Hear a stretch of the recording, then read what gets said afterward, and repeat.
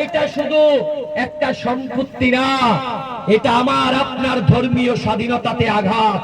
এই সরকার যখন আন্দোলন চলছিল, হঠাৎ করে একটা ষড়যন্ত্র, যে মনে হচ্ছে এই ভারতবর্ষের জমিন মুসলমানরা দখল করে রেখেছেন, তার জন্য একটা হিন্দু মুসলমানের খেলায় ওনারা মেতে উঠেছেন। বলা হচ্ছে যে সম্পত্তি নিয়ে এমন একটা পরিবেশ যে হিন্দু এবং মুসলমানদের মধ্যে বিভাজন সৃষ্টি করো। মনে রাখবেন, হিন্দুরা আমাদের বিপক্ষে না। এই আন্দোলন শুধু মুসলমানদের না, এই আন্দোলনে তালি পড়ে দেবেন, শুনে যান। এই আইনটা যেদিন পাশ হচ্ছিল ভারতবর্ষের সংবিধান সংসদে, এই যে কাগজ ছিলেন তো, এই 16 পাতা নরেন্দ্র মোদীর কালো আইন, এই আইন মানি না, এই আইন মানি না, এই আইন মানি না, মানি না, মানি না। এই কালো আইনের বিরুদ্ধে আমাদের লড়াই। এই কালো আইন যদি সংসদে পাশ হচ্ছিল, সেই দিন রাত্রি 2টা-3টা পর্যন্ত সংসদ চলছিল। সেই সংসদে যখন ভোটাভুটি হচ্ছিল, এই দেশের অধিকাংশ সাংসদ যারা বিভিন্ন রাজনৈতিক দলের নেতা, তারা বলছিল এটা মুসলমানদের বিপক্ষে, এটা মুসলমানদের স্বার্থে হবে না। তখন তারা ভোটাভুটিতে গিয়েছিল।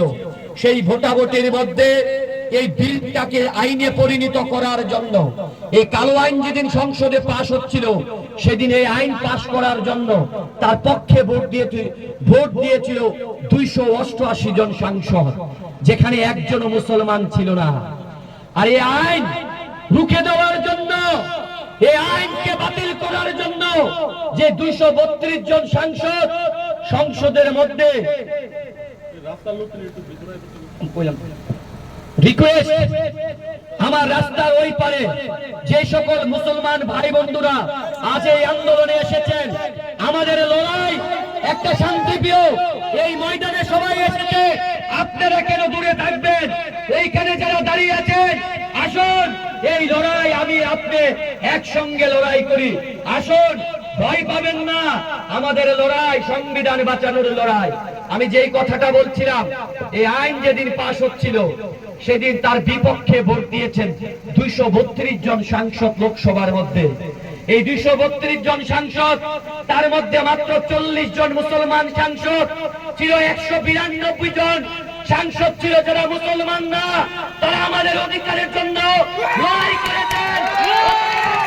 এই লড়াই, এই আইন, এই লড়াই শুধু মুসলমানদের না, এই লড়াইটা ভারতবর্ষের সংবিধান রক্ষার লড়াই। রাজ্যসভায় যখন এই বিল পাস হচ্ছিল, আইনে পরিণত হচ্ছিল, সেই দিন 128 জন যারা সরকার পক্ষে ভোট দিয়েছিল, আর এই আইনকে রুখে দেওয়ার জন্য 95 জন সাংসদ যারা ভোট দিয়েছিল, তাদের মধ্যে 10 জন সাংসদ মুসলমান ছিল না। অতএব এই লড়াই মুসলমান আর হিন্দুদের মধ্যে না, এই লড়াই এই দেশের বাবা সাহেব আম্বেদকরের এই সংবিধান, এই সংবিধানটাকে আমি আর আপনি লড়াই করে বাঁচাতে হবে। এই মাঠের মধ্যে অসংখ্য জাতীয় পতাকা উঠছে, এই পতাকার ইতিহাস জানতে হবে। এই পতাকার ইতিহাস, এই গেরুয়া সাদা সবুজ, এই রংটা দিয়েছিলেন একজন মহিলা, নাম তার সুরাইয়া তাইয়ুব, নাম তার সুরাইয়া তাইয়ুব।